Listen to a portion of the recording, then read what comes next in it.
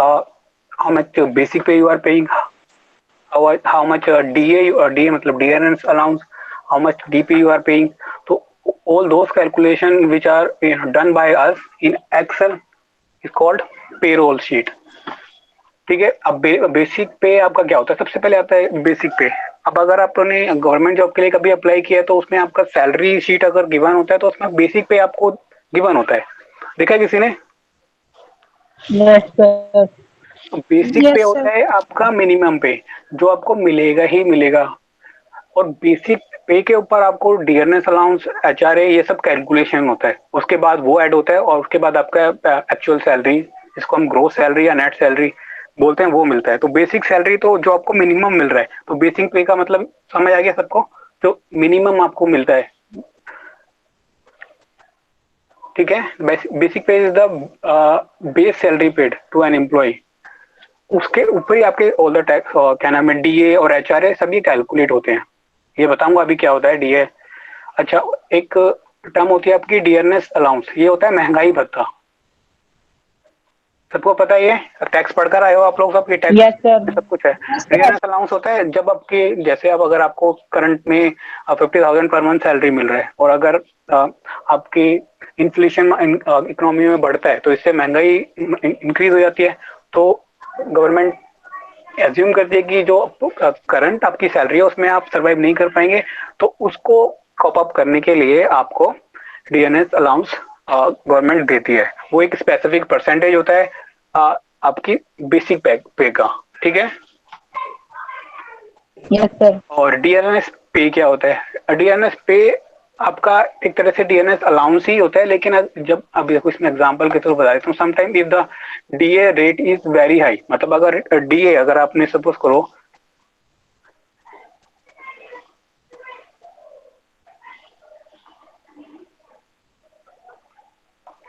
हाँ, अभी हमने डीए की बात की थी, तो हमने बोला कि आपकी बेसिक सैलरी,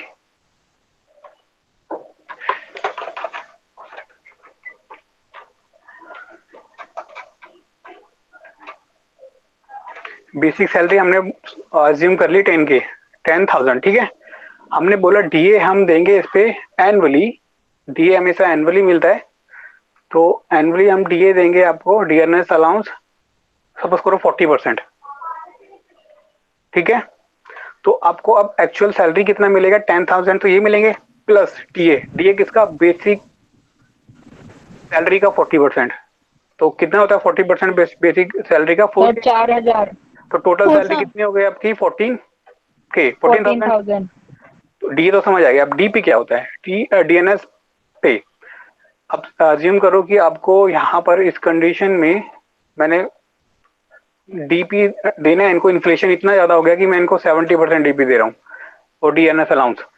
तो 70% अगर ये इतना ज्यादा होता है तो उस कंडीशन में क्या करती है कंपनीज या जो भी गवर्नमेंट एजेंसीज होती हैं जो सैलरी पे कर रही होती हैं, वो क्या करती हैं, उस इसका कुछ पार्ट एज एन डीपी दे देती हैं और उसको फिर ऐड कर देती हैं बेसिक सैलरी में, और उसके पर फिर डीए कैलकुलेट करती हैं। अभी बता दो एग्जांपल के थ्रू कैसे। ऐसे, ठीक है। तो आपका, अब एज्यूम करो कि आपका डीए रेट इज 70%, जो मैंने एग्जांपल में लिया अभी। It is decided to merge 50% of DA with basic. मतलब आपने जो आपका 70% है उसमें से 15%, उसमें देखो, एक होता है 70% का 50%, एक होता है 70% में से 50%। ये है आपका 70% में से 50% आपने बेसिक में ऐड कर दिया। आगे पढ़ो। If the basic of the employee is 10,000, इसमें 10,000 हमने माना कि आपका बेसिक पे एम्प्लॉयज का 10,000 है, तो उस पर अगर हम डीए 70% कैलकुलेट करें तो 7,000 होता है। हाँ या ना भाई, करते रहो। Yes yes sir. Sir. Yes sir. 7,000 होता है। तो अब उस केस में हम क्या करते हैं यहाँ पर कि बेसिक सैलरी हमने 10,000 ली थी और हमने डीए नॉर्मली अगर हम करते तो 7,000। तो अपनी सैलरी कितनी आती है नॉर्मली? 17,000। लेकिन इसने बोला कि आपकी ग्रोस सैलरी 70,000, ठीक है, ये तो हमने बोल दिया। लेकिन अगर हम ये, हमने ऊपर बात बोली कि 50% हम मर्ज कर दें इन डीए, तो उस केस में क्या होगा, आफ्टर मर्जिंग 15% और 50% ऑफ डीए विद बेसिक, तो उस केस में क्या होगा कि आपका बेसिक है 10,000 सेम एज बिफोर, और डीएनएस पे, अब हम देखो यहाँ पर हमने बोला कि 70% टोटल डी है आपका, हमने बोला 15% हम एज डीपी ऐड करेंगे बेसिक में, तो 50% 10,000 का कितना होता है, 5,000। और डीए आपका कैलकुलेट होता है बेसिक प्लस डीपी, क्योंकि डीपी ही आपका पार्ट है बेसिक का। तो अब इसने कैलकुलेट कर दिया बाकी का 20%, 15,000 पे 20%, तो अब आपकी ग्रोस सैलरी कितनी हो गई, 18,000।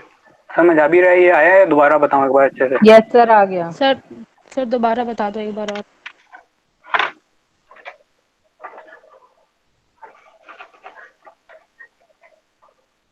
अब सेकंड कंडीशन देखते हैं। फर्स्ट तो ये हो गई थी 70,000 वाली। यहाँ पर क्या था कि इन्फ्लेशन इतना ज्यादा था कि आपको 70% डीए देना पड़ रहा था, तो उस केस में आपकी सैलरी हो गई थी 17,000। अब बेसिक सैलरी आपकी 10,000 ही है, सेकंड केस की बात कर रहे हैं, हमें डीपी देना है 50%, हमने एज अ, सॉरी ये डीपी है, डीएनएस पे, ये सब आपके न्यूमेरिकल में काम आएंगे, समझोगे जब आप ये टर्म, तो वहां पर काम आएंगे। डीपी हो गया और ये डी हो गया। इनिशियली कितना था आपका डीए, ये समझ आता है लिखा हुआ, ये माउस से लिखना पड़ता है मेरे को, तो ऐसे हो जाता है, समझ आता है ना थोड़ा बहुत तो। यस ठीक सर है। समझ में आ रहा है। पहले कितना था ये 70%, हमने बोला इस 70% में से 50% हम टीपी दे देंगे, बाकी यहाँ पर अब बचा कितना, 20%। 20%। तो अब कैलकुलेट करो, यहाँ पर 10,000 है, 10,000 का 50% हमें डीपी देने हैं, तो वो 5,000 हो गया, ठीक है। और डीपी मतलब होता है कि बेसिक सैलरी में ही उसको ऐड कर देते हैं हम अलग से इसको काउंट नहीं करते। तो ये अब बेसिक सैलरी आपकी कितनी हो गई, 10,000 प्लस 5,000। अब इस पर आप डीए कैलकुलेट करेंगे 20%, तो वो आता है आपका 3,000। ये बात की है इसमें बस। अब आपका बेसिक और टोटल सैलरी कितना हो गया, 18,000। 10,000 तो ये, 5,000 आपने डीपी दे दिया, और उन दोनों पे आपने 20% डीए दे दिया 3,000, तो टोटल सैलरी हो गई 18,000। अब समझ आया क्या, yes sir. Yes yes sir. Sir. Yes sir. ठीक है। डीएनएस अलाउंस की बात बता चुका हूं मैं कि जब भी इन्फ्लेशन आता है तो आपको जो भी एजेंसीज होती हैं और गवर्नमेंट जो भी होती है, जहाँ पर भी आप एज एन एम्प्लॉय काम कर रहे हैं, वहां पर आपको डीएनएस अलाउंस वो पे करते हैं कि स्पेसिफिक परसेंटेज, वो गवर्नमेंट डिसाइड करती है, एजेंसी डिसाइड करती है अकॉर्डिंग टू इन्फ्लेशन, और कोई अदर फैक्टर भी इसमें अफेक्ट करते हैं, लेकिन आपके लिए इतना ही काफी है। डी आपका टैक्सेबल होता है। एचआरए क्या मतलब होता है, हाउस रेंट अलाउंस। ये क्यों मिलता है जब कोई एम्प्लॉइज, जैसे अगर मैं यहाँ पर हूँ अभी दिल्ली में और मेरी जॉब लग जाए चेन्नई में, तो मेरे को वहां पर जाके सर्व करना पड़ेगा अपना जॉब, तो वहां पर जाके मेरे को सर्व करना पड़ेगा। तो वहां पर मेरे पास अकोमोडेशन तो है नहीं वहां पर, तो वहां पर मेरे को क्या करना पड़ेगा, मेरे को रेंट पे हाउस लेना पड़ेगा, तो उसके लिए भी कंपनी और गवर्नमेंट एजेंसीज आपको हाउस रेंट अलाउंस देती है, अलाउंस, ठीक है। Yes sir. समझ आ गया ना आचार्य क्या होता है। Yes sir. जब ये तभी मिलता है जब आप रेंट पे रह रहे होते हैं, अदरवाइज आपको नहीं मिलेगा। अगर आपका अपना घर है वहां पर, आपकी अपनी अकोमोडेशन वहां पर है, तो आपको हाउस रेंट अलाउंस नहीं मिलेगा। आप अगर रेंट पे रह रहे हैं तभी आपको हाउस रेंट अलाउंस मिलता है। सिटी कंपेंसेटरी अलाउंस, अब ये होता है कि जैसे दिल्ली मुंबई हो गई, ये महंगी सिटीज हैं, अगर आप यहाँ पर जॉब कर रहे हैं तो यहाँ पर आपके खर्चे एज कम्पेयर टू, अगर मैं यूपी बोलूँ, अगर यूपी के कोई बैकवर्ड सिटी को, तो वहां उससे कंपेयर करेंगे तो यहाँ पर खर्चे ज्यादा हैं लोगों के। तो उसको कंपेंसेट करने के लिए क्या होता है, सी सी ए, सिटी कंपेंसेटरी अलाउंस। ठीक है, समझ आ गया? Yes sir. प्रोविडेंट फंड सबको पता होगा, पेंशन के लिए, वो क्या नाम है, पेंशन के लिए होते हैं ना, हाँ ये पेंशन के लिए ही होता है प्रोविडेंट फंड। तो ये होता कैसे है, मतलब अब तक तो जो हम बात कर रहे थे ये सब ऐड हो रहा था आपकी बेसिक सैलरी में, आपको एचआरए मिल रहा था, आपको डीए मिल रहा था, डीपी मिल रहा था। अब क्या, प्रोविडेंट फंड ये होता है कंपनी की सैलरी से डिडक्ट, क्योंकि कंपनी क्या करती है, on an average every month आपकी सैलरी से कुछ पार्ट डिडक्ट करके प्रोविडेंट फंड अलाउंस में और प्रोविडेंट फंड में उसको सबमिट कर देती हैं। ये आपने अकाउंटिंग में भी पढ़ा होगा प्रोविडेंट फंड, और यस टैक्स में सर। भी पढ़ा होगा। तो ये ना अक्यूमुलेट करते रहते हैं आपके जो भी डिडक्शन होता है प्रोविडेंट फंड का अमाउंट आपकी सैलरी से उसको, और आप जब रिटायर होते हैं तो एज एन रिटायरमेंट आपको जब मिलता है क्या नाम है, एक्यूमुलेटेड सम वो मिलता है, और आपको रेगुलर पेंशन मिलने लगता है उसके बाद, जब तक आप सरवाइव करते हैं आफ्टर 60 और 65, डिपेंड करता है नेचर ऑफ जॉब। इतना क्लियर है? Yes sir.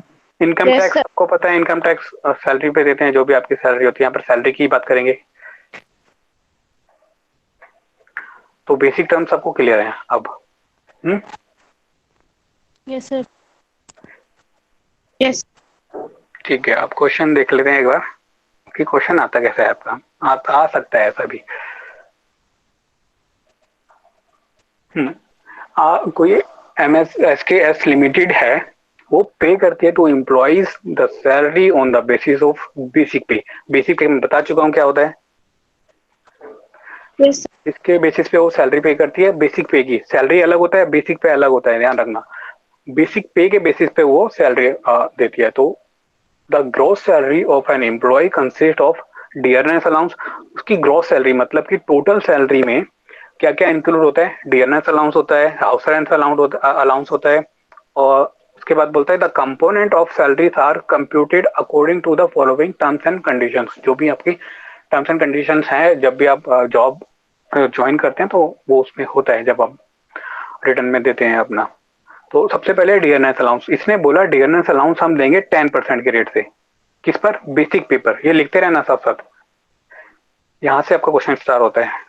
आप क्या कर रहे हैं, आप डीएनएस अलाउंस दे रहे हैं at the rate of 10% on basic पे, और लेकिन एक कंडीशन की, आप मैक्सिमम 5400, मतलब कि 5400 से ज्यादा नहीं दे सकते आप। समझ आया क्या? आप देंगे डीएनएस अलाउंस बेसिक पे का 10%, लेकिन आप 5400 से ज्यादा नहीं देंगे, उससे कम ही देंगे। समझ आया क्या बोल रहा है डीए में? यस एचआरए की सर। बात कर लेते हैं। एचआरए में बोलता है कि हाउस रेंट अलाउंस हम देंगे अगर आपकी सैलरी 10,000 तक है, तो आपको देंगे 10%, 10% ऑफ बेसिक सैलरी। उसके बाद बोलता है अगर 10,001 से लेके 25,000 तक है, तो हम देंगे आपको 1,000 plus 20% of the basic basic salary. और अगर थर्ड कंडीशन है कि अगर आपकी सैलरी 25,000 से ज्यादा है, बेसिक सैलरी की बात कर रहे हैं हम, बेसिक पे की, तो हम 4,000 प्लस आपको 30% ऑफ बेसिक सैलरी पे करेंगे एज एन एचआरए। अभी तक क्वेश्चन समझ आया थोड़ा? Third, yes. उसके बाद बोलता है you are given employee IDs. आपको एम्प्लॉयज आईडी गिवन है, आपको नेम गिवन है एम्प्लॉयज के, आपको बेसिक पे खुद ही डिसाइड करना है कि आपको क्या देना है। आप उसके अकॉर्डिंग अपने अकॉर्डिंग देखो। आपको पेरोल बनाना है for the month of January 2019। Payroll sheet बनानी है आपको। पेरोल का मतलब समझ आ गया कि सैलरी शीट बनाना है आपको, कि आपको पे यस कैसे सर। करना है। आपको शीट का एक डेमो दे रखा है कि इस तरह का आप एक्सेल में क्रिएट करेंगे। एम्प्लॉय आईडी अपने आप लिखेंगे, जो भी लिख लो आप, नेम्स ऑफ द एम्प्लॉय अपने आप लिखेंगे, बेसिक पे अपने आप लिखेंगे। उसके बाद डीए आपकी जो कंडीशन ऊपर गिवन है उसके अकॉर्डिंग कैलकुलेट करेंगे, एचआरए जो भी कंडीशन ऊपर गिवन है उसके अकॉर्डिंग कैलकुलेट करेंगे, और ग्रोथ मैं बताता हूँ कैसे। तो आप समझ आ गया क्वेश्चन करना क्या है आपको? लिख रहे हो ना सब साथ साथ क्या करना था, क्योंकि बार बार क्वेश्चन नहीं दिखा पाऊंगा मैं। ठीक है,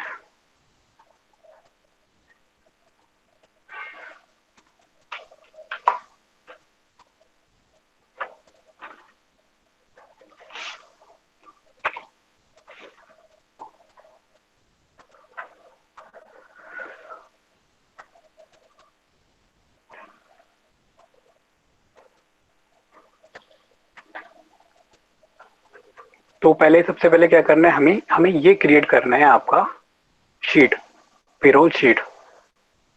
तो पेरोल शीट क्रिएट करने के लिए आपको पहले डेटा में कॉपी कर लेता हूँ, ज़्यादा टाइम नहीं जाएगा, मैंने ये सॉल्व किया हुआ है।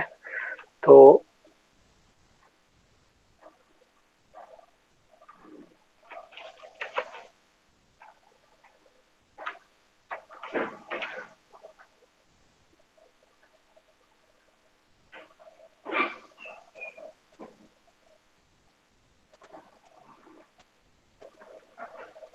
विजिबल है? Yes, sir. Yes, sir.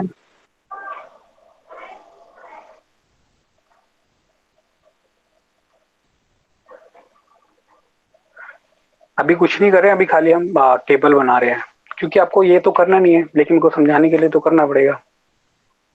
आपको तो खाली कैलकुलेशन से मतलब है। एम्प्लॉयज आईडी कुछ भी दे दो आप, वन, ये रोल नंबर टाइप जो होता है ना, वो कुछ भी हो सकता है, ठीक है। 10 तक ले लेते हैं हम।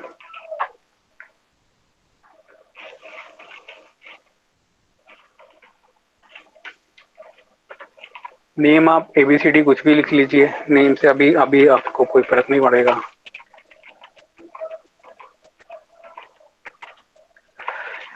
आपको ये सब गिवन नहीं था, ये सब आपको कैलकुलेट करना था, मतलब ये आपको खुद ही लिखना था। क्वेश्चन में आपको गिवन नहीं है आईडीज वगैरह, तो कुछ भी लिखो, कोई फर्क नहीं पड़ता है।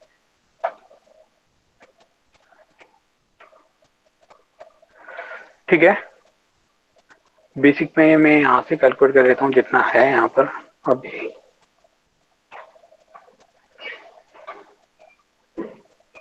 बाकी दोबारा लिख लेंगे।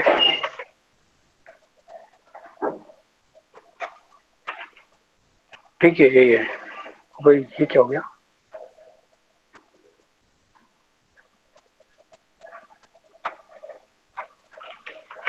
ठीक है,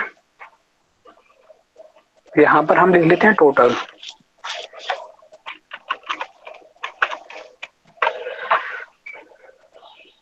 इतना सबको समझ आता है क्या किया है अभी तक हमने? Yes, sir. आपको डीए कैलकुलेट करना है। डीए का हमने क्वेश्चन में क्या देखा था कि भाई आपका डीए है 10% ऑफ बेसिक पे, बट मैक्सिमम आप कितना दे सकते हैं? 54। आपको मैंने एक फॉर्मूला बताया था मैक्सिमम और मिनिमम का, याद है?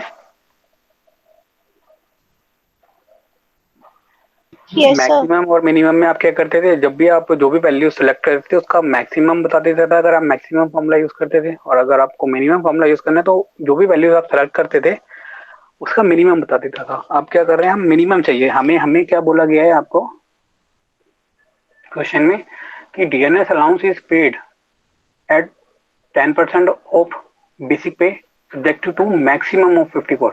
मतलब कि 54 से ज्यादा नहीं दे सकते आप। तो हम बोल रहे हैं कि आप मिनिमम दो। अभी बताऊंगा, वहां पर मैक्सिमम बोले, हम यहाँ पर मिनिमम क्यों लिख रहे हैं। 10% ऑफ कितना कितना था भाई परसेंटेज? 10% था। 10%. या तो ये दो है ना, बेसिक पे का 10% दे दो, या फिर सेकंड है 54 100। इन दोनों में से जो कम है वो दे दो, लेकिन 54 से ज्यादा नहीं दोगे आप। दोबारा बताऊं, यहाँ पर No, sir. मिनिमम क्यों लिया है?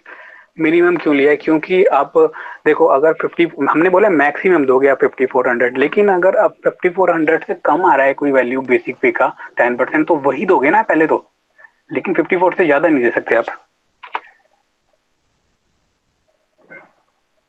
अगर मैं इसको ड्रैग डाउन करूं, ये क्वेश्चन आया हुआ है आपका कि आप फॉर्मूला कॉपी कैसे करते हैं एक्सेल में, तो कैसे बताओगे आप? जहां पर भी आपने फॉर्मूला इनपुट किया है वहां पर, और राइट कॉर्नर पर जाएंगे और उसको ड्रैग कर देंगे। ये पढ़ लेना कैसे लिखना है, मेरे को पता नहीं, लेकिन ऐसे ही फॉर्मूला कॉपी करते हैं आपका। ये आपके क्वेश्चन पेपर में देखा था मैंने क्वेश्चन, ठीक है। ये फॉर्मूला कॉपी किया है हमने अभी। Okay. तो देखो अब यहाँ पर ये 54 आ गया। अब हमने बोला कि C4 यानी कि जो भी वैल्यू है C4 में उसका 10% या 54, इन दोनों में से जो कम है वो दे दो। तो हम अगर इसका 10% निकालें तो कितना होता है?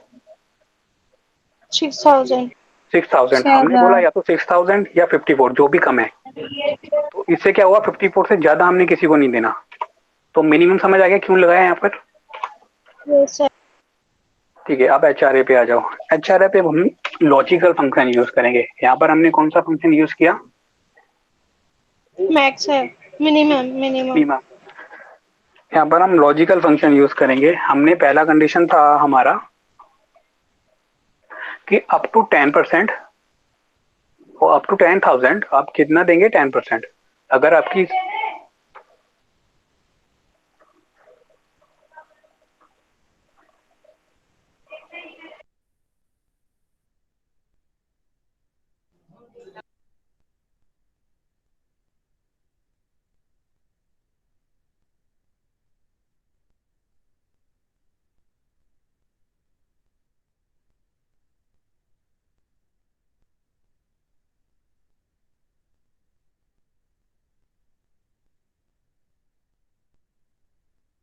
Hello, yes. हाँ, आपने डीए में किया था मिनिमम, अब यहाँ पर हम लॉजिकल फंक्शन यूज करेंगे। तो पहला कंडीशन क्या है आपका एचआरए का? ये इंपॉर्टेंट है, ये आपके बहुत बार आया होगा ये। तो 10 मार्क्स का क्वेश्चन आता है सबका। तो आपको पहले बोले कि आपका अप टू 10% अगर बेसिक पे है तो हम, और 10,000 अगर बेसिक पे है तो हम 10% आपको एचआरए देंगे। तो हम लॉजिकल फंक्शन क्या यूज करेंगे? अगर इफ बेसिक पे लेस देन, ये लेस देन का साइन है सबको क्लियर है ना? Yes sir. और इक्वल टू,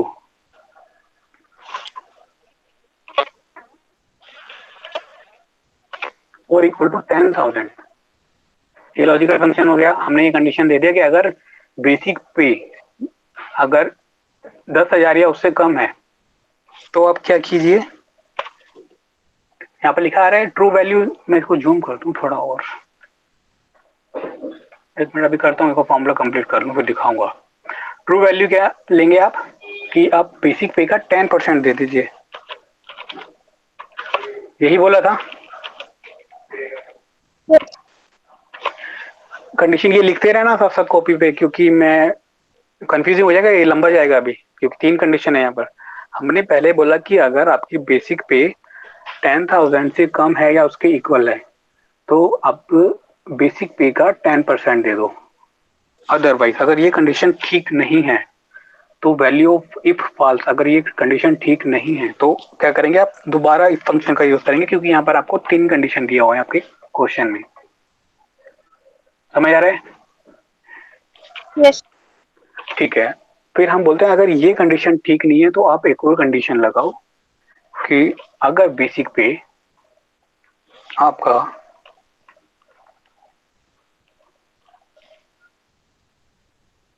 कम है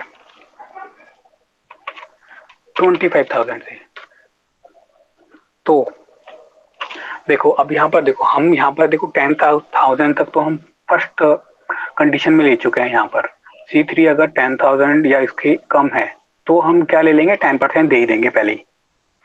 तो अब ये कंडीशन अगर ट्रू हो गई तो आप 10% दे देंगे बेसिक पे का। तो फिर इस कंडीशन में आने की जरूरत नहीं पड़ेगी, क्योंकि पहले ये ट्रू हो गई। यहाँ पर ये कंडीशन ट्रू हो गई ना, ये कंडीशन पहले ट्रू हो गई, तो आपको फॉल्स पे जाने की जरूरत ही नहीं पड़ेगी अगर आपको ये कंडीशन ठीक नहीं होती है। यानी कि बेसिक सैलरी आपकी 10,000 से ज्यादा होती है, यहाँ पर हमने लिया है कम या इसके इक्वल। लेकिन अगर ये कंडीशन ट्रू नहीं होती है तो हम दूसरी कंडीशन हमने डाल दी कि अगर उसके बाद अगर आपकी सैलरी 25,000 से कम है तो इसमें ऑलरेडी इंक्लूड हो गया कि वो 10,000 से ज्यादा ही होगी, क्योंकि आप 10,000 वाली कंडीशन पहले लगा चुके हैं। तो इसलिए हमने यहाँ पर मिनिमम खाली 10,000 से और 25,000 से कम वाली कंडीशन लगाई है। समझ आ गई क्यों लगाई है ऐसे? Yes sir. साथ साथ रहना, ये लॉजिकल चीजें हैं, थोड़ा ना घूम जाता है दिमाग कभी कभी। तो दो दो धीरे धीरे करा रहा हूँ, क्योंकि दोबारा बताने में फिर आपका 15 मिनट चला जाएगा।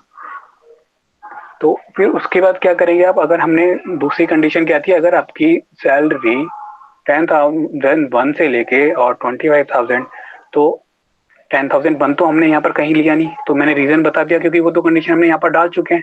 अगर ये फुलफिल नहीं करती है तो इसका मतलब सैलरी 10,000 से ज्यादा है, तो वो तो ऑटोमेटिकली यहाँ पर आ जाएगा अपने आप, तो इसलिए हमने नहीं लिया। तो उस कंडीशन में क्या किया आपने, 1,000 और प्लस 20% ऑफ बेसिक पे देना है अब 10,000 सैलरी है। तो अब क्या करेंगे, आप 1,000 देंगे प्लस बेसिक पे, हमारा C3 था, इसमें से आप माइनस कर दो। अभी बताऊंगा क्यों माइनस किया है।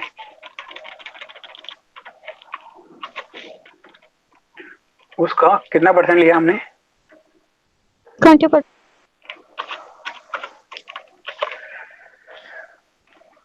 हाँ अब देखो, हमने बोला था कि अगर आपकी सैलरी 25,000 से कम और 10,000 से ज्यादा है तो हम 1,000 देंगे आपको, प्लस देंगे आपको जो भी सैलरी आपकी 10,000 से ज्यादा होगी। तो हमने 10,000 से ज्यादा ही तो लिया, यहाँ पर 10,000 हमने माइनस कर दिया, जो उससे ज्यादा बची एक्स्ट्रा वो हमने ले ली, उसका हम 20% दे रहे हैं आपको। समझ आ गया? Yes, sir. थर्ड कंडीशन, अगर ये कंडीशन ठीक नहीं होती है तब अब क्या करेंगे, तब आपके पास क्या ऑप्शन है? थर्ड कंडीशन में आपके पास है, अगर सैलरी, अब देखो 10,000 से कम या इक्वल यहाँ पर आ गया, 20,000 तक तो यहाँ पर आ गया, और अगर उससे ज्यादा है तो थर्ड कंडीशन में अपने आप ही आ जाएगा, तो वहां पर कोई कमांड देने की जरूरत ही नहीं है आपको। तो उसमें क्या है, आपको 4,000 प्लस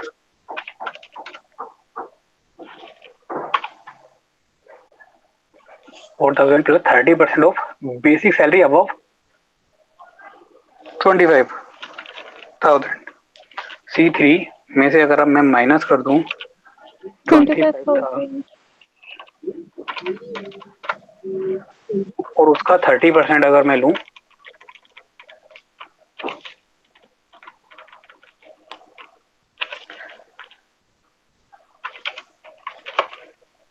तो ठीक हो जाएगा। Yes, sir. यही 3 चीजें बोली थी हमें।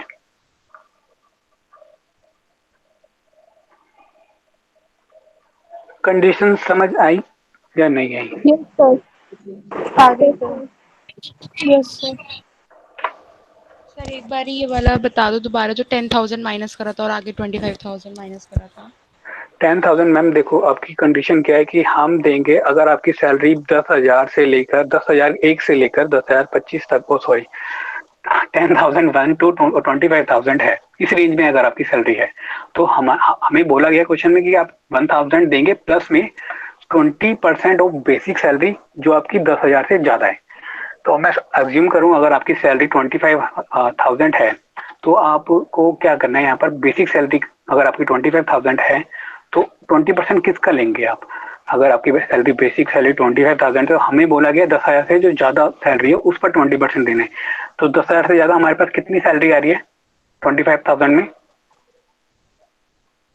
15,000. 15,000, तो उसका 20% देना है, इसलिए हमें 10,000 माइनस किया है। और सेम कंडीशन वही 25,000 वाली, इसलिए हमने 25,000 माइनस किया है वहां पर। Okay sir.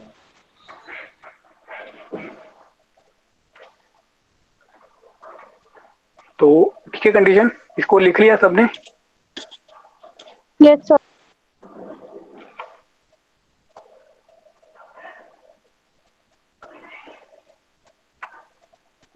एक बार और इसको देख लो, विजिबल हो जाएगा अभी इजीली। इसको मैं ट्रैक डाउन कर सकता हूँ, वही फॉर्मूला कॉपी कैसे करते हैं एक्सेल में, ये आप पढ़ लेना अच्छे से, बुक में होगा डिटेल में, मेरे को नहीं पता कैसे इसको लिखना है सीक्वेंस में। तो एक दो चेक कर लेते हैं हमने जो कंडीशन दी है वो। तो देखो यहाँ पर आपकी बेसिक सैलरी 60,000 है, तो मैं इसको अगर कैलकुलेट करना चाहूँ ऑन शीट अपने पेपर पे एग्जाम में कंडीशन के अकॉर्डिंग, तो आपकी सैलरी कितनी है 60,000। अब ये 10,000 से ज्यादा है, फर्स्ट कंडीशन फॉल्स हो गई। ये 25,000 से भी ज्यादा है, सेकंड कंडीशन भी फॉल्स हो गई। हमने यहाँ पर यही कंडीशंस लगाई थी, पहले 10,000 वाली लगाई, फिर 25,000 वाली लगाई, वो दोनों फॉल्स हो गई, तो फिर हम कहाँ पर पहुंच गए यहाँ पर। तो अब हमने बोला है थर्ड कंडीशन में कि 4,000 तो देंगे ही देंगे आपको, तो यानी कि हम इसका कैलकुलेट करें तो 4,000 तो हम आपको देंगे ही देंगे एज एन HRA, प्लस हम देंगे आपको 30%, यानी कि मैं इसको कैलकुलेट करूँ 30% ऐसे लिख सकते हैं हम। Yes sir. पेपर पे तो आपको कैसे भी कैलकुलेशन करो कोई फर्क नहीं पड़ता है, फॉर्मूला आपको पता होना चाहिए, लॉजिकल कैसे दिया है हमने बस एक्सेल में। 30% ऑफ जो भी आपकी बेसिक सैलरी थी 25,000 से ज्यादा वाली, तो आपकी सैलरी थी कितनी थी 60,000, इसमें 25,000 से ज्यादा कितना हुआ, अगर आप इसमें से 25,000 निकाल दें 35,000। 35,000, 35,000 का अगर 30% निकालेंगे आप तो कितना आता है भाई? 10,500। 10,500। हटा दूं, अगर मैं इसको हटा दूं यहाँ से, अगर मैं 10,500, आप सही बता रहे हैं ना, यस सर। प्लस 4,000, अब ये टोटल कितना हो गया 14, 14,500। ठीक है, ठीक है ना, 14,500 यस सर।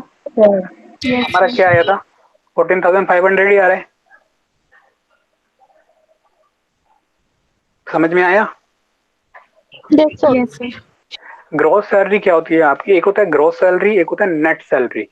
ग्रॉस सैलरी होती है जो आप को एडिशन हो रहा है आपकी सैलरी में, वहां तक जो भी एडिशन होता जा रहा है उसको आप ग्रॉस सैलरी बोलते हैं। उसके बाद उस ग्रॉस सैलरी पे आप पे करते हैं टैक्स, प्रोविडेंट फंड, वो लेस होता है, उसके बाद आता है आपका नेट सैलरी, वो अगले क्वेश्चन में कराऊंगा। अभी अभी ग्रॉस सैलरी निकाल लेते हैं। ग्रॉस सैलरी में क्या, आपकी बेसिक सैलरी प्लस डीए जो मिला आपको, प्लस जो HRA मिला, एंटर, इसमें कुछ नहीं था, फॉर्मूला कॉपी कर दिया, समझ आ गया? ऑन एन एवरेज ऐसा ही क्वेश्चन आपके पेपर में आता है, इससे ज्यादा कोई क्वेश्चन टफ आता नहीं है। अगर आप अपना पेपर एनालाइज करेंगे 10 ईयर जो भी है आपके पास, तो उसमें ऐसे ही टाइप के क्वेश्चन आए हुए हैं ज्यादातर आपके लेवल पे। रेगुलर बीकॉम ऑनर्स के क्वेश्चन अलग लेवल के हो जाते हैं, यहाँ पर हम सम फंक्शन यूज करेंगे क्योंकि हमें टोटल निकालना है। हम प्लस प्लस करके भी कर सकते थे, लेकिन फंक्शन है हमारे पास तो क्यों हम इतना टाइम वेस्ट करें। हम यहाँ पर भी सम फंक्शन लगा सकते थे, ठीक है। यस। अब इस फंक्शन को मैं कॉपी कर सकता हूँ, हो गया बस सबका। देखो अगर मैं इस पर क्लिक करूँ तो इसको भी यहाँ सेम लिया है,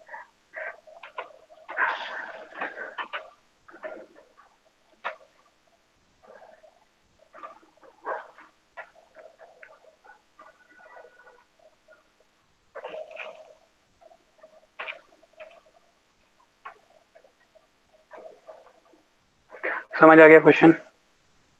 यस सर। सबसे ज्यादा इंपॉर्टेंट आपके क्या है, HRA, सबसे ज्यादा इंपॉर्टेंट HRA है। HRA ये कैलकुलेट करने के लिए आपके बार बार आया हुआ है पेपर में, और 10 मार्क्स का क्वेश्चन होता है। बस आपको इसको लॉजिकली सॉल्व करना है। अगर आपका माइंड अच्छे से चलता है और आप मैथ्स थोड़ा अच्छा है प्लस माइनस में, तो इससे ज्यादा कुछ करना नहीं है। मैं आपको बस खाली प्लस माइनस ही करना है और कुछ नहीं एक्सेल में। सेकंड क्वेश्चन,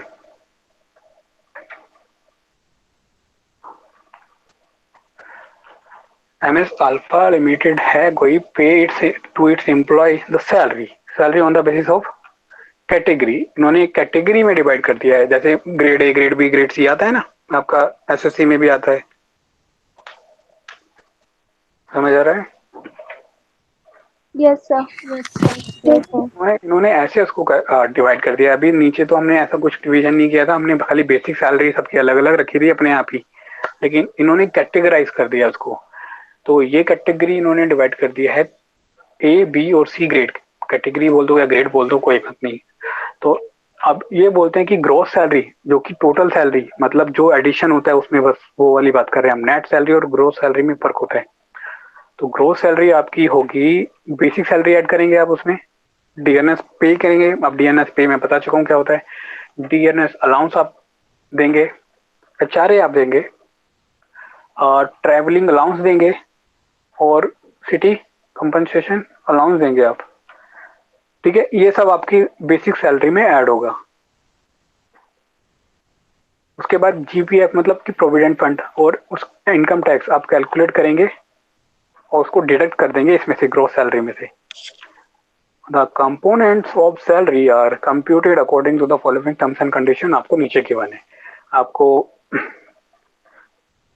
ग्रेड के अकॉर्डिंग सैलरी गिवन है, basic salary, travelling allowance given है और सिटी कंपनसेशन अलाउंस गिवन है।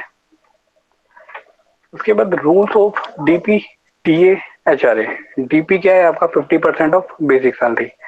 डीए मैं बता चुका हूँ, बेसिक और डीपी को ऐड करके। अब ऐसा जरूरी नहीं है डीए आपको डीपी ऐड करके ही कैलकुलेट करना है। अगर आपके क्वेश्चन में खाली बेसिक पर बोला है कैलकुलेट करने के लिए, तो जो क्वेश्चन में बोला है हम वो करेंगे। ठीक है,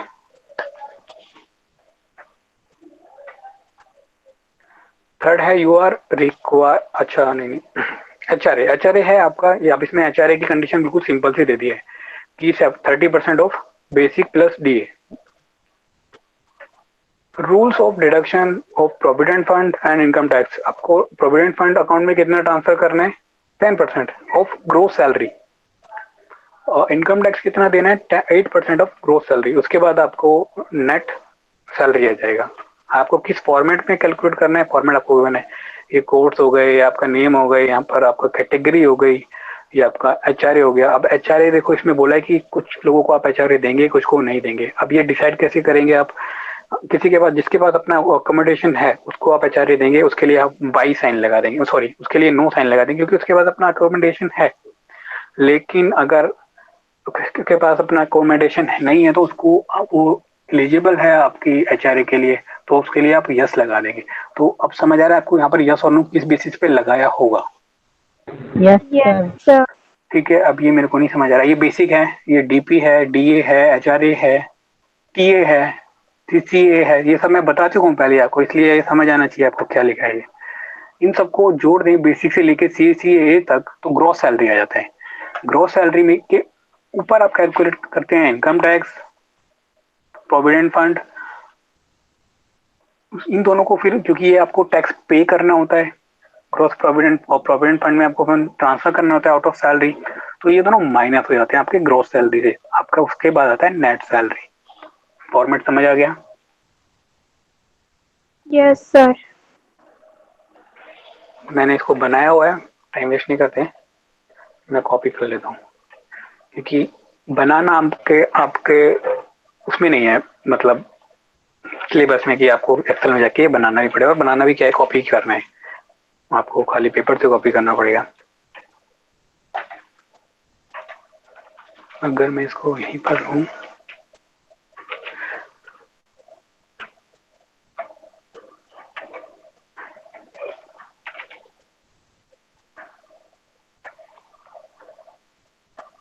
अब देखो यहाँ पर ना रेट्स जो डीपी डीए के है ना, ये उसके जस्ट ऊपर सेल में लिख रही है, इसलिए लिख दिए हैं, बाकी कोई फर्क नहीं पड़ता है क्योंकि फॉर्मेट ये गिवन है इस क्वेश्चन में।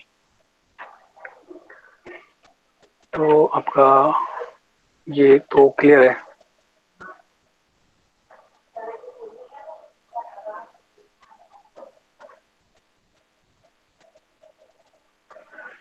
विजिबल है अब आपको या और जूम करूं? Yes, sir. ठीक है, तो नेम, कैटेगरी, आप एबीसीडी, एबीसी 3 कैटेगरी है आपके पास। पहले तो नेम ले लेते हैं इनका, वही कहानी। कितने भी एम्प्लॉयज ले सकते हैं आप, उससे फर्क नहीं पड़ता है, हम इतने ले रहे हैं। कैटेगरी एबीसी से अलग कुछ नहीं है। ए है, इसका हमने उससे जिम कर लिया, इसका सी है, इसका भी सी है, इसका हम बी बचे हैं ना, बी है, फिर ए है, फिर ए है, फिर बी है। ये कुछ भी ले सकते हैं आप कैटेगरी, क्योंकि आपको कुछ बताया नहीं गया कि अमाउंट कितना लेना है और कैसे लेना है। ठीक है, हमने कैटेगरीज यहाँ पर दे दी।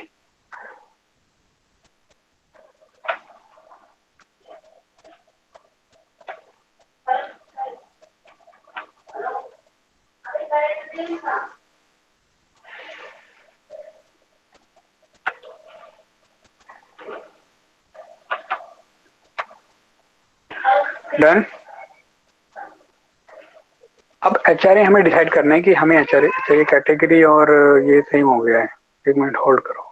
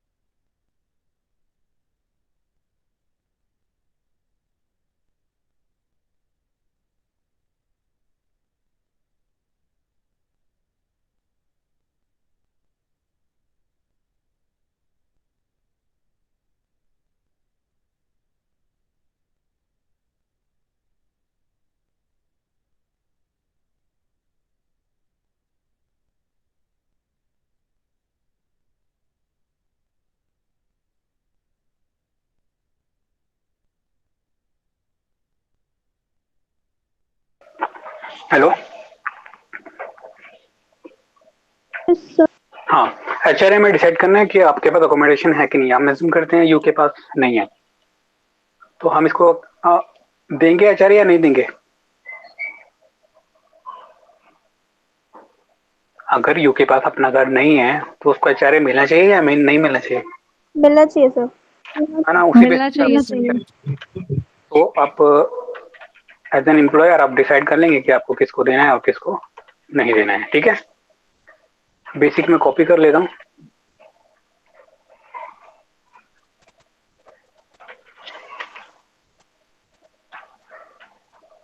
ये आप कुछ भी ले सकते हैं जब आप सॉल्व कर रहे होते हैं। तो इसको मैं दो दो कम है यहाँ पर 30,000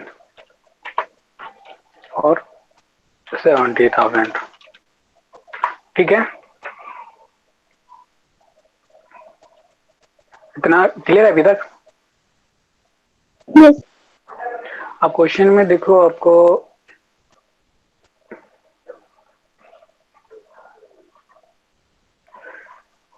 डीपी कितना गिवन है, 50% ऑफ बेसिक। तो यहाँ पर मैं 50% लिख लूं। डीए कितना गिवन है, 40%। में भी 41% of basic plus TP. HRA आपका 30% था। टीए की हमें टेबल गिवन है तो हमें लिखने का जरूरत नहीं है। आपको ये टेबल गिवन है टीए के लिए और सीसीए के लिए, तो आप ये मैं बताऊंगा कैसे करना है। और दो रेट होंगे आपके, प्रोविडेंट फंड 10% और IT income tax 8%। Income tax आपका 8%, प्रोविडेंट फंड 10%। 10%। ये क्वेश्चन है आपका। अब डीपी हमें बोला गया है डीएनएस पे, बेसिक पे का 50%, तो इक्वल टू बेसिक पे आपका ये है, मल्टीप्लाई कर दीजिए। किससे करेंगे, 50% से। सही है, सिंपल बिल्कुल। Yes sir. कर दीजिए और इसको जब आप ट्रैक डाउन करेंगे तो कुछ प्रॉब्लम आएगा आपको। हाँ, मेरे को आप बताओगे क्यों आएगा। हाँ भाई, क्यों आ रहा है ये।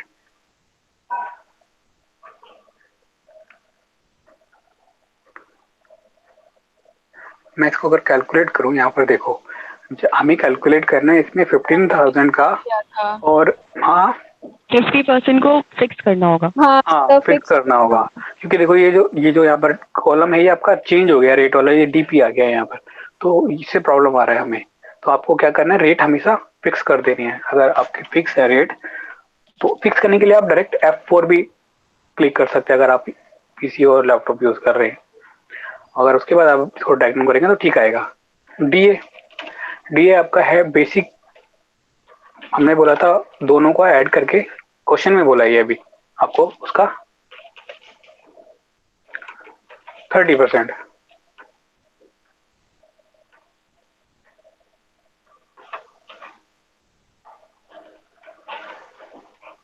सॉरी 41% है। यस। ये भी ठीक है। इसमें हमने 41% सीधा लिख दिया तो कोई प्रॉब्लम नहीं आ रही। लेकिन अगर आप रेफरेंस देंगे तो आपको इसको फिक्स करना पड़ेगा। ठीक है, और इसमें रेफरेंस देना पड़ेगा क्योंकि आपको बोला गया है ऊपर लिखो सेल में percentage.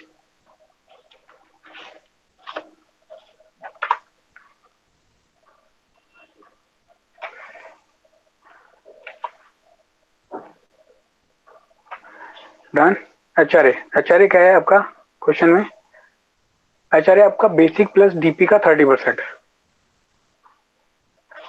Equal to basic plus DP, वही सेम जैसे आपने अभी डी ए निकाला था, मल्टीप्लाई बाय 30%। इसको फिक्स कर दीजिए, एंटर कर दीजिए।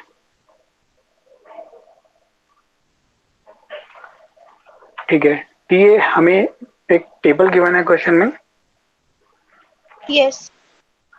इसके अकॉर्डिंग देने हैं। अगर आपकी कैटेगरी ए है तो आपको टीए मिलेगा 5000, अदरवाइज आपकी अगर कैटेगरी बी है तो टीए मिलेगा 4000, और कैटेगरी सी है तो आपको टीए मिलेगा 3000। ऐसे ही सीसीएमई है कि अगर आपकी ये कैटेगरी पर डिपेंड करेगा आपको कितना अमाउंट सीसीए और टीए मिलेगा। तो टेबल समझ आ गया। Yes sir. अब हमने क्या किया, एक गलती की है। अब यहाँ पर बेसिक सैलरी सबकी गिवन है कैटेगरी वाइज, किसी ने नहीं बोला। कैटेगरी वाइज हमने सैलरी गिवन है। मैंने यहाँ पर 70,000 और हमने 30,000। सबको दे दिया। हाँ, एचआरए सबको दे दिया। हाँ, ये भी इसको भी करता हूँ मैं। पहले एक बार यहाँ पर ये बेसिक पे था। मैं एक बार बेसिक पर देखो, हमने 25,000, 15,000, 20, 20, 15, 25, कैटेगरी ए वाले को 25,000 देने हैं हमें। यहाँ पर ये गलत हो गया, 25। कैटेगरी के हिसाब से आपको पे करना है इनको बेसिक पे। तो अब कैटेगरी ए को 25,000 दे रहे हैं हम, कैटेगरी सी को 15 और कैटेगरी बी को 15 और कैटेगरी बी को 20, ए बी को 20। ये क्योंकि मैंने इसको कॉपी कर लिया तो इसलिए आगे पीछे हो गया। क्वेश्चन का ध्यान रखेंगे आप। ये बी 20 है। ये समझ आया ना क्यों चेंज कर रहा हूँ मैं? Yes sir. यस। एक बार दोबारा बता। एक मिनट। 25 और मैम आपको ना टेबल में गिवन है कि आप कैटेगरी ए का अगर कोई आपका एम्प्लॉय है तो उसको बेसिक सैलरी आपको 25,000 ही देनी है, हमने अपने अकॉर्डिंग नहीं देनी। और कैटेगरी बी का कोई अच्छा अगर सर, है ठीक है, तो, समझ आ गया। है ना, बड़े इंटेलिजेंट ऑफिसर आप। हाँ ठीक है, तो अब समझ आ गया ये किस बेसिस पे हमने बेसिक सैलरी दी है। डीए डीपी में किसी को कोई प्रॉब्लम नहीं है डी में, लेकिन एचआरए में हमने कंडीशन लगाना भूल गए। हमें बोला गया था कि अगर एचआरए यस, अगर एचआरए देना है तो वाई को कंसिडर करो, अदरवाइज और नो को कंसिडर करो। तो हमने वो कंडीशन लगाया नहीं, तो हम इसमें लगा देते हैं इफ आपका एचआरए इक्वल टू वाई है तो आप यही कैलकुलेशन ले लो, क्योंकि आपको देना पड़ेगा, अदरवाइज जीरो, कुछ नहीं दोगे। ठीक है। यस। अब देखो, जब हमने नो बोला है तो कोई डीए नहीं दिया, वो एचआरए नहीं दिया है किसी को। यहाँ पर नो बोला है तो नहीं दिया है, तो कंडीशन लगाना मैं भूल गया था वहां पर, जो लगानी थी आपको एचआरए के लिए। जहां पर आपने नो बोला है वहां पर एन और वाई और एन का मतलब यस और नो है। तो अगर आपको पे करना है तो पहला कंडीशन हमने बोला कि अगर आपका एचआरए अगर यस में शो कर रहा है आपके कॉलम में तो उसको आप एचआरए पे करेंगे, अदरवाइज जीरो अगर नो कर रहा है। ये कंडीशनल था। ठीक है, अभी तक इतना, अभी तक तो ठीक है। Yes sir. अब मैंने बोला था अभी हम टेबल पर आ गए। देखिए ये टेबल आपको गिवन है, इसके बेसिस पे आपको टीए और सीसीए पे करना है। अब हम आ गए कैलकुलेशन की टीए और सीसीए पे। तो इसके लिए आपको ये टेबल के उसमें क्रिएट करनी पड़ेगी ऐसे ही। तो मैं कॉपी कर लेता हूँ। ये क्वेश्चन में गिवन है, इसमें कुछ नया तो है नहीं, सही बोल रहा हूँ? यस। यहाँ पे कॉपी कर लेते हैं इसको। ये कॉपी हो गई। अब इसका मतलब है कि कैटेगरी अगर ए है आपकी तो आपको टीए मिलेगा 5,000। अगर आपकी कैटेगरी बी है तो उससे टीए मिलेगा 4,000, और सी है तो आपको टीए मिलेगा 3,000। तो टीए में हम यूज करेंगे formula V lookup equal to, हमने यूज किया था ना पहले भी यस सर। लुकअप, कि हम क्या ढूंढ रहे हैं। हमें अगर वाई गिवन है, अगर वाई आता है, अगर वैल्यू वाई आता है, वी लुक कि वाई आता है, तो ये टेबल आपको टेबल गिवन है। ये हमने टेबल एरर भी दे दिया। उसके बाद वैल्यू कौन सी चाहिए आपको। अब मैंने बोला था आप जब भी वी लुकअप लगाएंगे तो आप कॉलम नंबर गिनेंगे 1, 2, 3, 4 ऐसे ना। तो टेबल में कौन सी नंबर की वैल्यू चाहिए आपको, 1, 2, 3। ये आपका 3 थर्ड कॉलम में है, यस और नो? Yes sir. सर तो हम यहाँ पर क्या लिख देंगे 3। अब समझ आया कि 3 लिखा क्यों है। और क्लोज करके एंटर कर देंगे। तो आप देखो, अगर आपकी कैटेगरी ए है तो आपने कितना, ये तो गलत आया भाई, हमने कुछ गलत तो नहीं ले लिया। सर हमें B3 का रेफरेंस देना होगा। ओके ओके, अब ठीक है। देखो अब अगर आपकी कैटेगरी ए है तो आपको 5000 इन्होंने टीए दिया है टेबल के अकॉर्डिंग। कुछ फिक्स करना रह गया, टेबल आपको फिक्स करनी पड़ेगी भाई, याद रखना। रीजन, क्योंकि टेबल तो चेंज नहीं होगी ना आपकी हर बार।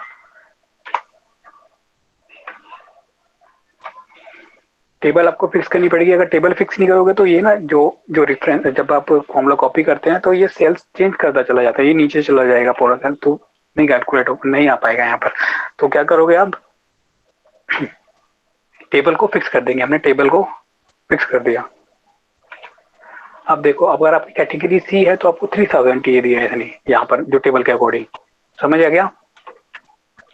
सर हम यहाँ पे इफ का भी तो लगा Yes. सकते थे, मैम जैसे हमने Yes, इस बारे sir. में लगाया है, इफ का हाँ भी तो लगा सकते थे। मैम, इफ अगर आप लगाते कि कंडीशन अगर कैटेगरी ए है तो वो बहुत लंबा चला जाता, लेकिन आपको टेबल गिवन है यहाँ पर, या वहाँ पर आपको आचार्य में उस तरह की टेबल गिवन नहीं थी। यहाँ पर आप इसको इजीली यूज, आप एक्सेल यूज क्यों करते हैं कि आप इजीली अपना वर्क कर पाए। अगर आपको इतना इजीली अगर आप ये सब कर रहे हैं यहाँ पर, तो ये बेटर है ना आपकी, रादर देन कि आप ऐसे करें। इसको कर सकते हो कैसे भी, क्योंकि कैलकुलेशन ही तो है ये। अगर आप ऐसे करना चाहते हैं टाइम वेस्ट करके तो ऐसे भी कर सकते हो। तो कैलकुलेशन तो आप कैसे भी कर सकते हैं ना, एक्सेल है, जैसे आपका मैंने वैसे कर सकते हैं। लेकिन इजी तरीका ढूंढते हैं ना हर काम को करने का। ठीक है, ओके सर। ठीक है, अब 2 और 2 4 और 3 और 1 4 दोनों 4 ही होते हैं ना, कोई प्रॉब्लम नहीं है उससे। ट्राई करके देखना अगर कर पाते हो या नहीं, ये मैंने ट्राई करके नहीं देखा ये। हाँ, इसमें भी हम वी लुकअप लगाएंगे क्योंकि टेबल गिवन है, हमें इजीली कर पाएंगे हम। वी लुकअप का मतलब होता है vertically lookup, you are looking vertically. एक होता है एच लुकअप, वो हॉरिजॉन्टली वैल्यू देखता है, वो वैल्यू ऐसे देखेगा। फिर अभी हम वी लुकअप बोलने की वर्टिकली, अब हम वैल्यू ऐसे देख रहे हैं। समझ आ गया? वी लुकअप का मतलब क्या है कि ये वर्टिकली लुकअप करता है वैल्यूज को। तो आपकी कौन सी वैल्यू देखनी, कैटेगरी हमें चेक करनी है। कैटेगरी के अकॉर्डिंग हमें इस टेबल से वैल्यू लेनी है। टेबल क्या है आपका, ये कौन सी वैल्यू लेंगे। अब हम पहले बोल देते हैं कि टेबल आप फिक्स कर लो। टेबल हमने फिक्स कर लिया। अब हमें कौन सी वैल्यू चाहिए, सीसीए चाहिए, तो कौन से कॉलम में है वो कॉलम नंबर बोलो भाई मेरे को जल्दी से। 4। तो अब यहाँ पर 4 लिख देंगे, जो भी वैल्यू चाहिए हम हमें। अगर मैं इसको ड्रैग डाउन करना चाहूँ तो कर सकता हूँ इजीली। समझ आ गया क्या? Yes sir. Gross, gross Yes, salary sir. मतलब Sir, column sorry ma'am, hello, sir, column 4 क्यों लिया है? देखो दोबारा, हमने बोला हमें वैल्यू देखनी है अकॉर्डिंग टू कैटेगरी। कैटेगरी हमारी है ये B3 में। उसके बाद हमने कहाँ से देखनी है वैल्यूज, हमने टेबल का रेफरेंस दे दिया जो ग्रीन कलर में दिख रहा है। फिर जो टेबल है उसमें कौन सी कॉलम की वैल्यूज देखनी है, तो कॉलम नंबर हम काउंट कर लेंगे। 1 कैटेगरी है, 2 बेसिक है, 3 टीए और 4 सीसीए है। तो कौन से कॉलम की वैल्यू देखनी है, हमें सीसीए वाली देखनी है, क्योंकि सीसीए कैलकुलेट कर रहे हैं। तो वो कौन से कॉलम में, आपके टेबल के कॉलम की बात कर रहा हूँ मैं, 4th कॉलम में है, इसलिए हमने 4 लिया है वहां पर। यहाँ पर हमने 3 लिया Okay, था sir. क्योंकि आपका, यहाँ पर हमने 3 लिया था क्योंकि यहाँ पर वैल्यू 3rd कॉलम में थी आपकी टीए की। माइक ऑफ कर लो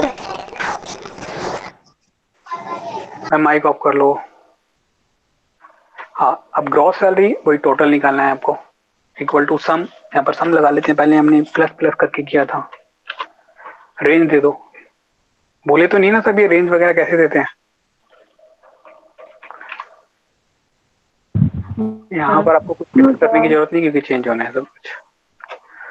हो गया सिंपल अभी तक। इनकम टैक्स आपको देना है ग्रॉस सैलरी पर 8%। तो ग्रोस सैलरी आपकी है this this is your gross salary and you have to pay 8% of gross salary as in income tax. तो मल्टीप्लाई कर देंगे आप रेट ऑफ टैक्स से। टैक्स आपको फिक्स करना पड़ेगा।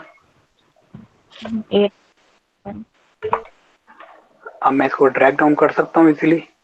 इसको बोलते हैं कॉपी करना फॉर्मूला एक्सेल में। ऐसे ही आपको प्रोविडेंट फंड कैलकुलेट करना है, वो 10% of your gross salary. Rate हमने पहले लिखा हुआ है, उसको हम फिक्स कर लेंगे, एंटर कर देंगे। इसको हम राउंड ऑफ कर लेंगे, क्योंकि जो भी आप कैलकुलेट करते हैं, अगर आपकी कैलकुलेशन पॉइंट्स में आ रही है उसको राउंड ऑफ कर लीजिए, क्योंकि सिखाया गया है आपको करना। नहीं भी करेंगे तो मेरे को लगता नहीं कोई प्रॉब्लम होगा, लेकिन कर लीजिए तो ज़्यादा बेटर है, क्योंकि अभी आप सीख रहे हैं तो आप बता पाएंगे हाँ हमें ये भी आता है।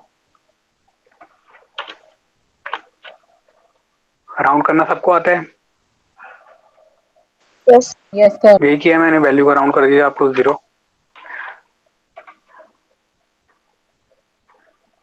टोटल डिडक्शन, ये डी मैंने डिडक्शन के लिए लिखा है। टोटल डिडक्शन कितनी करनी पड़ेगी आपको ग्रोस सैलरी से, तो इक्वल टू दिस, क्योंकि आपको टैक्स देना है, क्योंकि आपको प्रोविडेंट फंड में ट्रांसफर करना है, ये आपको डिडक्ट करना पड़ेगा ग्रोस सैलरी से टोटल। ठीक है।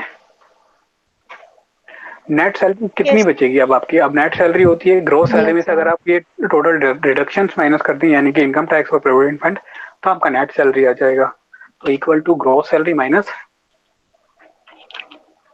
Total deductions.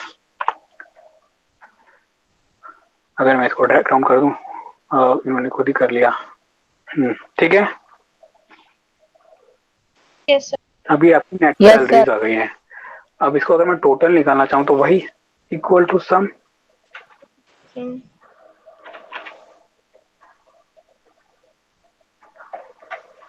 तो मैं वही प्रेफरेंस दे दूंगा, फॉर्मूला कॉपी कर दूंगा।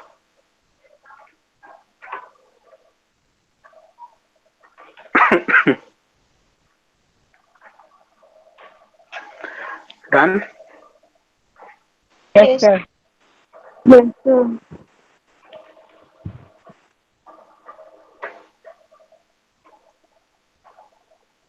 ये करना था आपको इसमें। ये होती है आपकी सैलरी शीट, पेरोल शीट बोलो इसको आप, जिसमें आपकी पूरी डिटेल होती है सैलरीज की, कहाँ पर क्या डिडक्शन हुआ, कहाँ पर क्या एडिशन हुआ, कहाँ आपको अलाउंस मिला।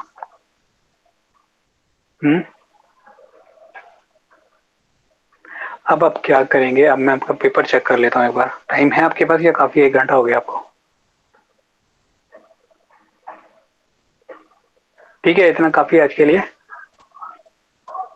Yes sir. Yes next class में क्या करेंगे हम? नेक्स्ट क्लास में आपका पेपर में जो क्वेश्चन है उनको ट्राई करेंगे कि वो अब हो पा रहे हैं या नहीं हो पा रहे हैं। आप घर पर ट्राई करो उन क्वेश्चंस को, क्योंकि ऐसे ही क्वेश्चन आते हैं आपके एग्जाम में, इससे ज्यादा कुछ आता नहीं है मेरे ख्याल से। अगर कुछ नया मिलेगा तो फिर मैं वो सीख कर आपको बता दूंगा कैसे करना है, ओके क्योंकि मैं इससे ज्यादा अच्छे से नहीं बता पाऊंगा अभी की, क्योंकि मेरे को भी ज्यादा अच्छे से अभी मतलब नहीं कर पाया हूँ मैं भी। तो आई होप इतना समझ आ रहा होगा आपको। Yes sir. Yes yes sir ठीक है, मैं आपको ये सैलरी शेयर कर देता हूँ अभी आपके ग्रुप पे, ये शीट, एक्सेल शीट। तो इसको रेफर करके ट्राई करना घर पे चीज़ों को, और समझने की कोशिश करना दोबारा। और ये वीडियो मैं डाल दूंगा यूट्यूब पे, देख लेना जिसको अगर नहीं समझ आया तो दोबारा ओके एक बार। हाँ ओके सर। चलो ठीक है, फिर tata bye bye. Thank you sir hello hello. Yes sir.